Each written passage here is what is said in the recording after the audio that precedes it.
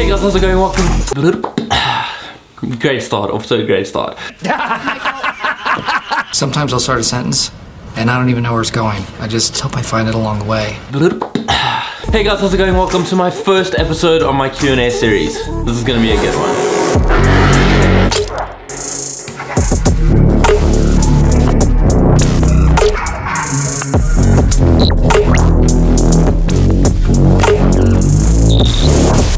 What is happening, guys? Welcome back to another video. I hope you're all killing it out there and making it happen. So in today's video, I'm going to be doing a Q&A. I get so many questions on my Instagram or my YouTube comments all of the time. So I decided, why not just take all of these questions and make a Q&A series with it? So this is the first episode. I'm deciding to do this monthly. So once a month, on the first of every month, I'm going to be posting a Q&A video. I'm committing to it. I'm doing it.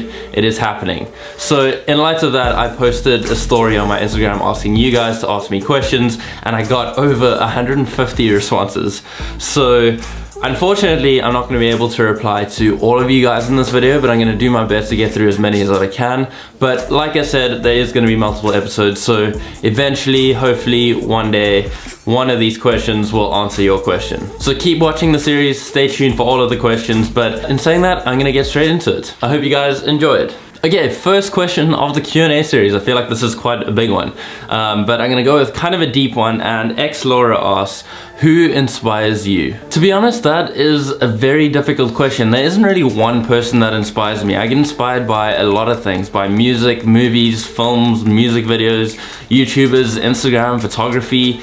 Everything, the world around me inspires me. There isn't really one thing. I just find inspiration in random places from random things, and that feeds into all of my own content creation. The next question is, what is a key aspect to growing your Instagram platform? And that is asked by Stella Blomfield. I think I've always said this from starting YouTube and starting Instagram at first, posting quality content consistently. So if you take good photos, you create good work, and you post that consistently, if your work is good enough, people are gonna find it. The audience on Instagram, the people out there in the world will decide if your photos are good enough or not. So at the end of it all, to grow on Instagram, all you have to do is post quality content consistently, and then obviously there's a few other things involved, such as networking with people on Instagram, collaborating. I'd say collaborating is one of the biggest things that helps you grow your audience. Crazy Vibes asks, if you can't afford a camera, how do you start professional photography? Okay, here's the thing. First of all, you won't really become a professional photographer like that overnight, just if you get a good camera. It takes a lot of practice, a lot of getting used to your camera and learning to have a good eye for taking good photos. It's about building up your experience over months, if not years, to be able to get to the stage where you can do photography professionally. So the fact that you don't have a good camera isn't really holding you back from being a professional photographer. It's more than just the camera. But to answer your question real quick, you left a comment on Instagram. That means that you have a mobile phone which probably has a camera.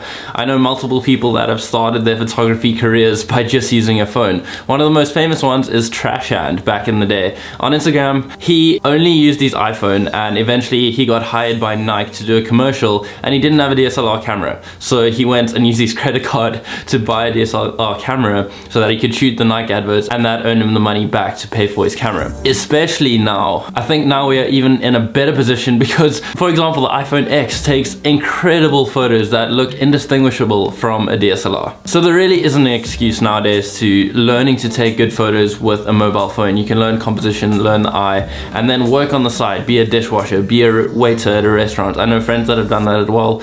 And then from there, you save up money, buy your first camera, and then go from there. Jack Jones asks, what is one thing you wish you'd known about videography when you were starting out? I think this is a difficult question because every process that a creator goes through of learning to do new things creates that creator, if you know what I mean.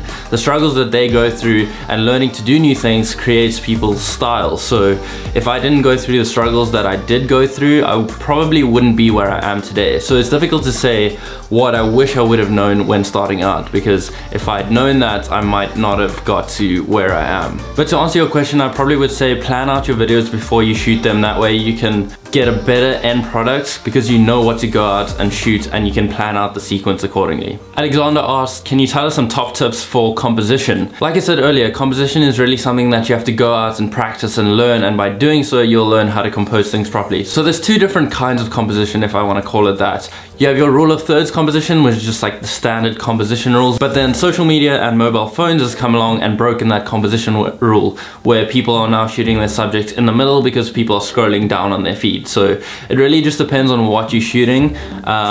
For Instagram specifically, I assume you're asking for that, I would probably place my subjects in the middle for the most part, but like it really just depends on the kind of shot. There's nothing I can really tell you that you can use in every single photo because every single photo is different. That's just up to you and your own artistic creative style. Okay, up next, I'm gonna call this the Quinn lightning round.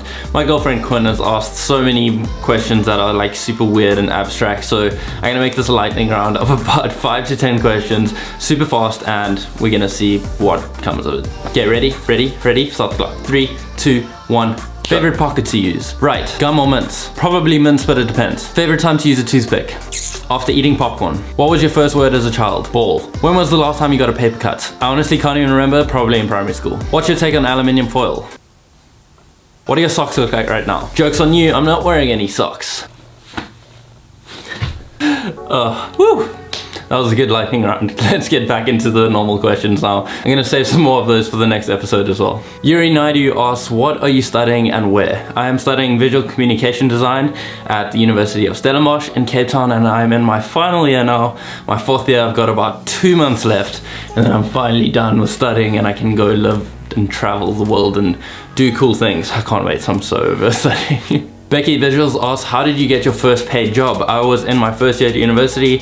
I'd been doing Instagram and taking photos, and people knew of this, and somebody reached out if I wanted to help them shoot a haze dance, which is like a residence formal dance. So I went and helped shoot for somebody else, and I got about like 500 rand from that job for like 5 hours of work. But that was my first paid job, and that's what got me the experience to get to starting out. Michael Graffy asks, what is better for portraits, prime or zoom lenses? I think I'm gonna 100% say that prime lenses are much better for portrait. They are generally so much sharper, so much quicker at focusing, and they can usually go to a much lower aperture, therefore giving you that really crispy clear focus on the subject and a really blurry background. Matthew Fave asks, at which level do you play FIFA? I play at legendary mode, but I don't know how to prove that to you guys.